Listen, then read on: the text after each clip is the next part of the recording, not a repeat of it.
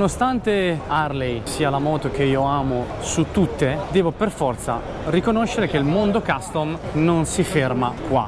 Infatti ragazzi, davanti allo stand Harley abbiamo lo stand Honda, e Honda ha rinnovato per il 2020 una sua custom di media cilindrata, la CMX 500 Rebel S. Mi piace molto la moto, è fatta veramente molto bene, già predisposta con agganci per eventuali borse, una guida pseudo centrale perché è leggermente avanzata, dotata di faro LED, lo scarico forse è un gigantesco, ma gigantesco sigaro ragazzi, è più grosso del mio braccio. Ma guardate anche questa CB 1100, ha una linea classica però al contempo si notano quelle caratteristiche moderne. Guardate questo faro, è un faro LED ma che ha delle connotazioni simili a quello alogeno, veramente bello, classico, il doppio clacson anteriore. Questo è un marchio di fabbrica delle moto d'epoca Honda. Ora è inevitabile saltare direttamente a un altro stand in cerca della BMW. Apro il portale davanti a me e in un secondo mi ritrovo allo stand BMW. La R18 riprende molto le linee classiche del modello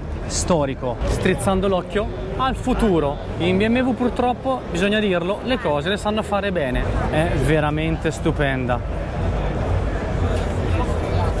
È già preordinabile, il 2020 ragazzi, è dopodomani praticamente. È ora che Harley cominci a riaffinare gli artigli e a graffiare. Un simulatore offerto da BMW.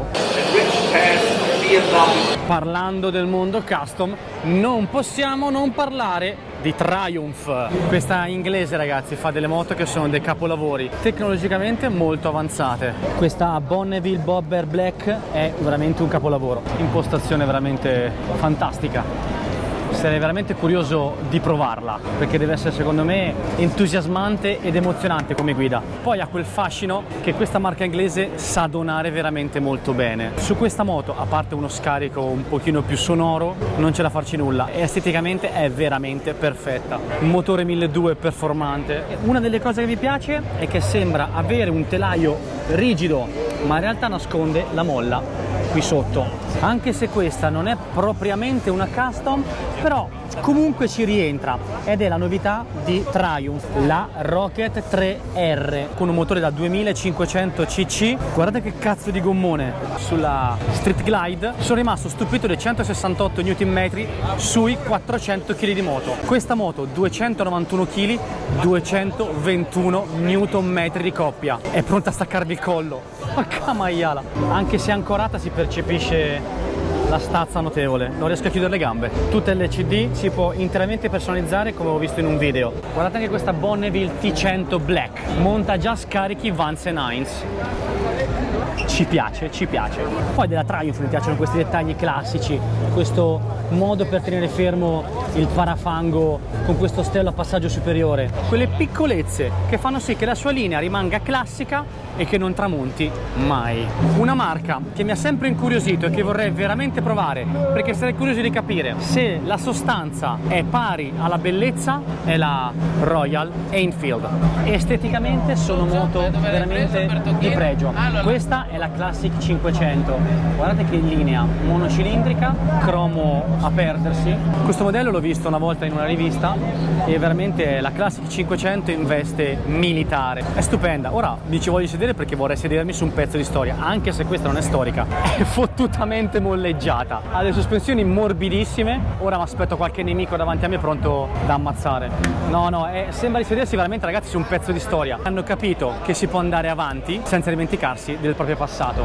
Wow, guardate che capolavoro questo. No TGT versione 1.0, versione 2.0B. Guardate dove ha lo scarico, sulla coscia e uno qui sotto il piede. Per un pelo non ci si ustiona la gamba. Oh, flat track. E li vediamo ora in casa Royal Enfield. E purtroppo quel settore, il flat track, lo sta prendendo in mano Indian. Una moto adatta ai vostri figli giovani che possono guidare al 125 è la Mesh, monocilindrica per ogni singolo gusto. Possono essere il primo passo per un giovane ragazzo per avvicinarsi al mondo custom.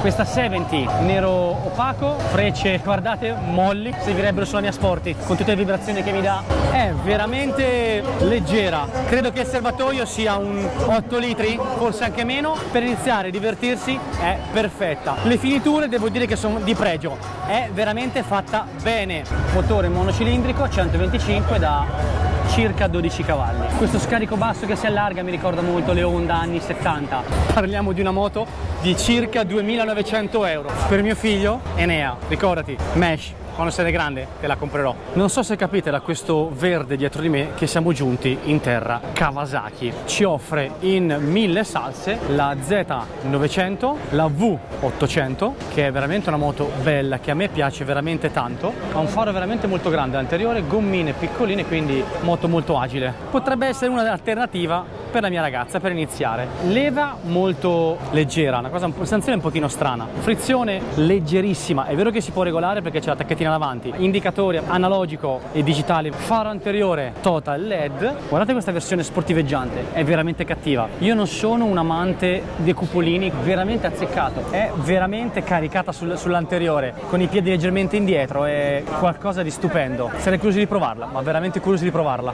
Ginocchia attaccate al serbatoio e gomiti sui fianchi, quasi sportiva. Classica intramottabile in casa nipponica, la 900.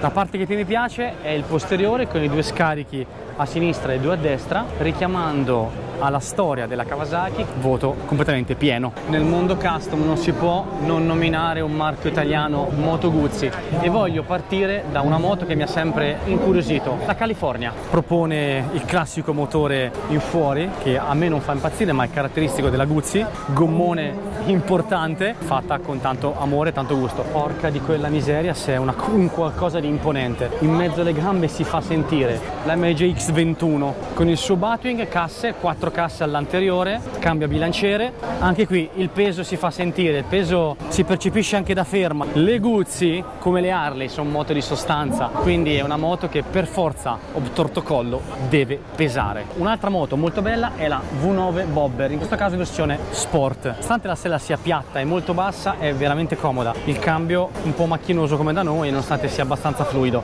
Non mi piace molto lo scarico così grande sul terminale, finiscono molto verso la parte esterna, però danno un po' di carattere alla moto. Nel mondo custom c'è da sbizzarrirsi, ragazzi. La miglior opzione rimane Harley, porta con sé un mito, porta con sé una storia, porta con sé un'anima che altre case motociclistiche non hanno. Sono in cerca dello stand dell'Indian, andiamo a vedere. Questa dovrebbe essere la rivale della Road Glide. Non discuto sia una moto fatta bene, per carità, non c'è niente a che vedere, è una brutta copia. Rispetto a tutta quanta la linea Indian, hanno abbandonato su questi parafanghi quella linea andante, quella codina, che a me non piace per nulla. Devo dire che il Batwing si pone veramente molto bene. Le finiture sono di tutto rispetto e l'attrattiva non è tanta come su una Road Glide.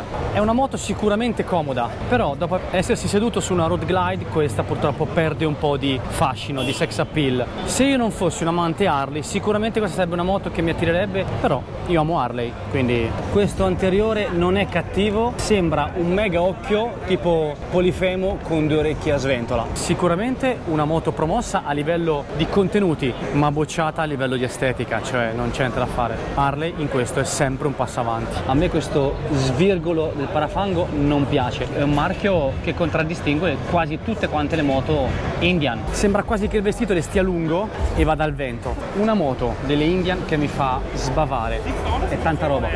Questa FTR 1200 esteticamente è un capolavoro, è un gioiellino. Il sellino tende ad alzare in avanti, quindi si sta molto carichi sull'anteriore, però c'è tanta plastica, Parafango, copre il serbatoio, faro, copre il radiatore, plastica, plastica, plastica e plastica. Questa è una moto Indian che secondo me rompe i coglioni all'Harley. C'è questo portatarga che è stupendo, le frecce da cazzare subito e cambiare. Qui abbiamo delle varianti della Scout, la moto che io ho provato, Test Ride India Scout Bobber, vi metto qui sopra il link in descrizione. Questa è la FTR 1200, fra tutta quanta la rosa della Indian mi incuriosiscono di più, tutto il resto non mi solletica. Non poteva mancare Yamaha in questa kermesse delle moto custom con la sua SCR 950 e con la sua XV950R. Hanno delle linee un pochino classiche, perché questa qui, la 950, le sta abbastanza abbandonando, abbastanza moderna. Questa qui richiama un pochino Triumph,